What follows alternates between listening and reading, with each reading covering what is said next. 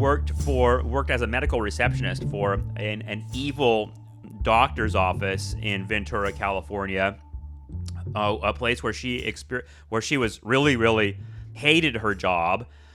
She worked there for something like almost 25 years, and I don't think she was ever happy there. She experienced sexual harassment, verbal harassment, ultimately physical abuse at the end of her job. The doctor's wife physically assaulted her, and she left her job. And, I can say this honestly, I'm still pissed. And that doctor is very, very lucky that my parents are not litigious people and don't like, going to lawyers and trying to sue people. But they should have sued him. And he dodged a bullet there, because there was real abuse going on at that office. And I can't really think about it or talk about it too much without getting really, really angry. Part of me still wants to go into that office and be like, fuck you.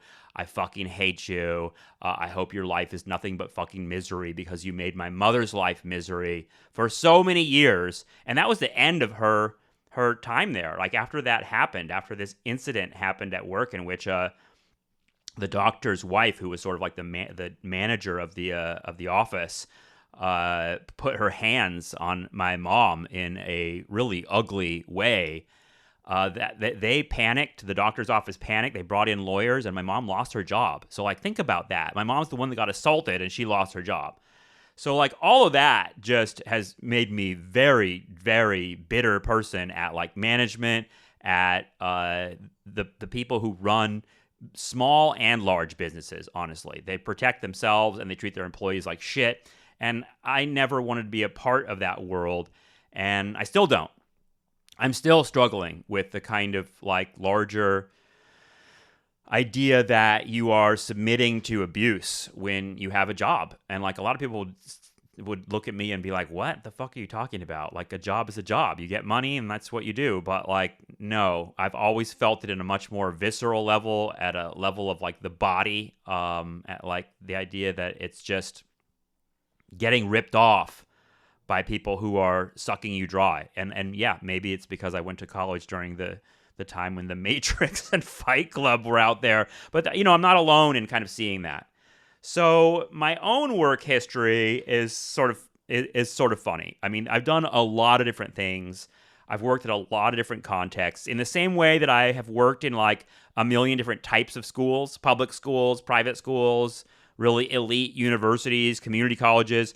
I've worked in a lot of different places that were just jobs, and none of them were really satisfying as jobs, but I did learn a ton from the experiences and from the people there. So I'm going to try to remember all the different jobs I've had, and I think there will be some highlights as we move through the life here. My first experience with employment, I think, is when I was 12 years old. This will sound very, very dorky. But when I was 12 years old, I answered a classified ad in the Ventura newspaper that was looking for a magician's assistant.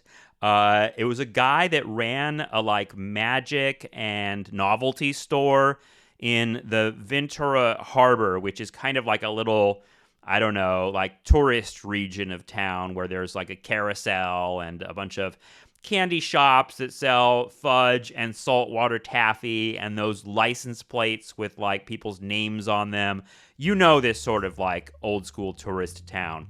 This guy had a novelty shop. He put an ad in the newspaper that said he was looking for someone to demonstrate magic and do, like, magic tricks outside of the store, and sort of as a way to kind of, like, bring people in and buy little tchotchkes and decks of cards and cups and balls and that sort of stuff. So I actually answered the ad. He must have thought I was, I assume he knew I was a child.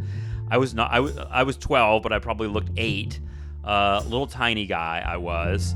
But I went in there. I remember it very clearly. I had a little briefcase. I brought a folder with, like, maybe a resume or something. I took it all very seriously.